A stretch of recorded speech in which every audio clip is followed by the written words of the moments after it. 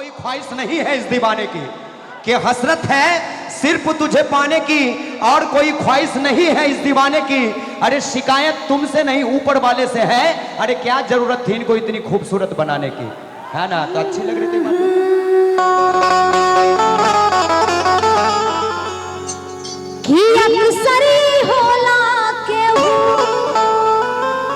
हंसे के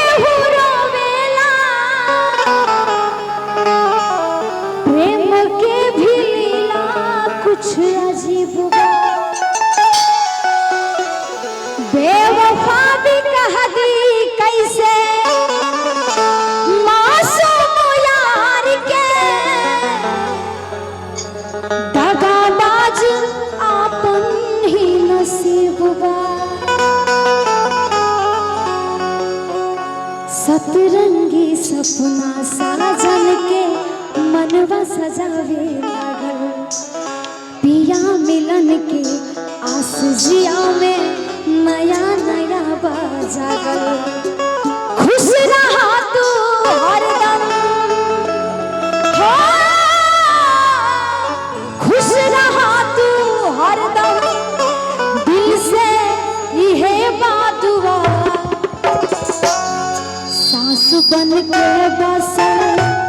सांस बन के बसल, बारी तू शरीर में, नहीं खुद तकदीर में ये जान, प्यार नहीं खेली हाथ के लकीर में, नहीं खुद तकदीर में ये जान, जान गई नी ये हो जान, जान गई नी जान, जान गई नी ये हो